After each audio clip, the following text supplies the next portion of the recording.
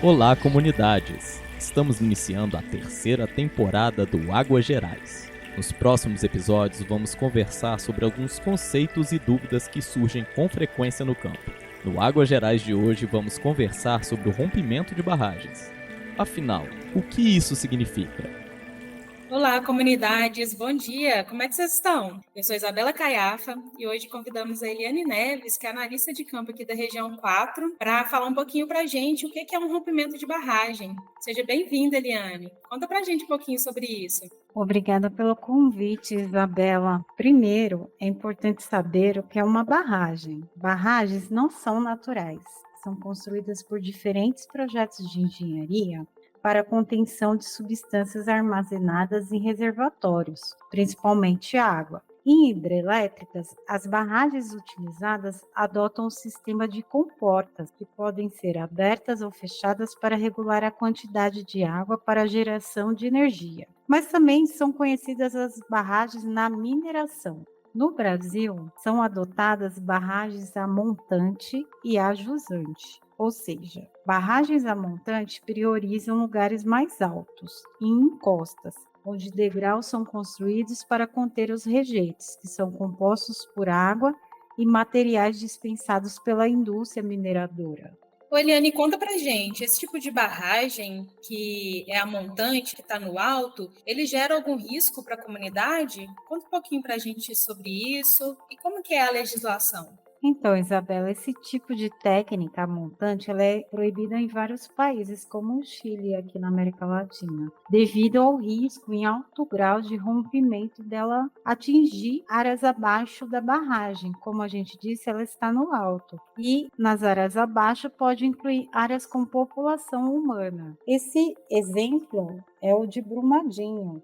Já as barragens ajusantes são baseadas em cavas, são grandes valas essas cavas, em baixa altitude, não acima de locais povoados. No Brasil, a gente tem uma política nacional de segurança de barragens, que é a Lei número 12.334, que foi aprovada em 20 de setembro de 2010. Nessa lei, determina que gradativamente barragens a montante sejam desativadas e os rejeitos destinados nessas cavas, com a ideia de minimizar os riscos, tendo um processo chamado na lei de descaracterização de barragens.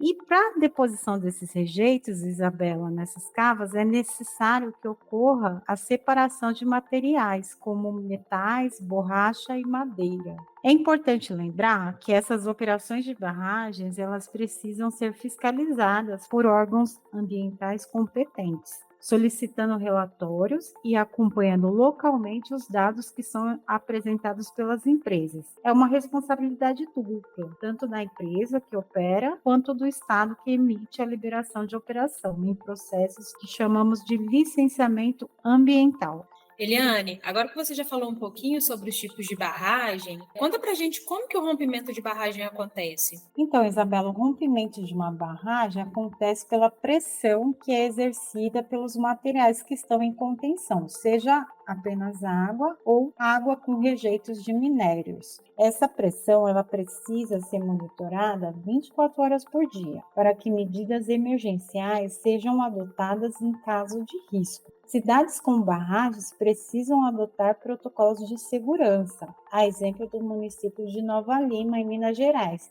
em que a cidade está sinalizada com placas indicando rotas de fuga e lugares que podem servir de abrigo à população em eventual ocorrência de rompimento. Esses lugares são chamados de zonas de autossalvamento. Isso é previsto na lei que eu comentei contigo agora há pouco. Entendi, Eliane. E quais são os principais motivos e consequências dos rompimentos de barragem? Então, Isabela, esse assunto é muito sério, porque as principais consequências das barragens são o risco realmente do rompimento, como aconteceu nas cidades mineiras de Mariana e Brumadinho, nos anos de 2015 e 2019. Com barragens que continham rejeitos de mineração que se romperam e causaram mortes de pessoas e animais, devastação de áreas, necessidade de retirada de pessoas de suas casas, contaminação do solo e das águas. As barragens, nesses dois casos, estavam a montante, como eu expliquei logo no começo da nossa conversa. Elas já estavam desativadas, o que significa que não estavam recebendo mais rejeitos, mas eram barragens localizadas em áreas habitáveis, onde no seu entorno permaneciam inalteradas e sem ações de segurança no caso de medidas emergenciais, como a retirada da população.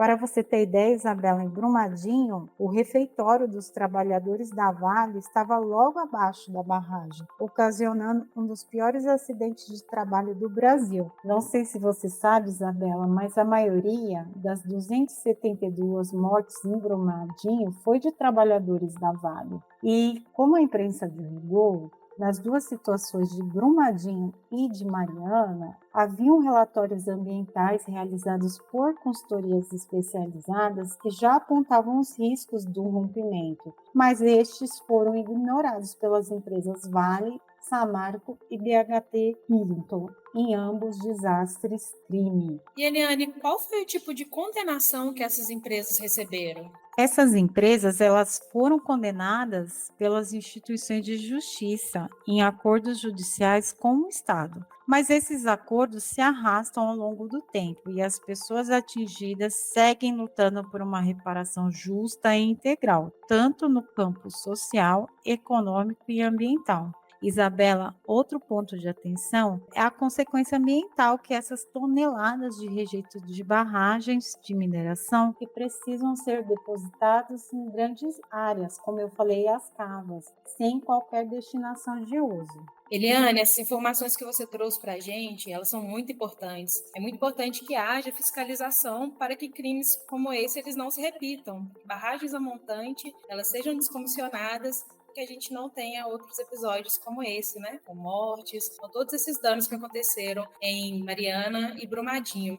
Pessoal, me despeço por aqui. A gente se vê no campo. Até mais, Eliane. Até mais, comunidade. Bela, eu agradeço a oportunidade da conversa. Eu me despeço de você, das comunidades que atendemos aqui pelo Guaicuí e a todos os ouvintes do programa Águas Gerais. Obrigada.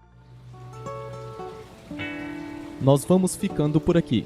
Se tiver alguma dúvida, você pode entrar em contato com a gente pelo número 31 97 102 5001 ou visitando nosso site www.guaicuí.org.br. O Guaicuí segue lado a lado das pessoas atingidas na luta pela reparação.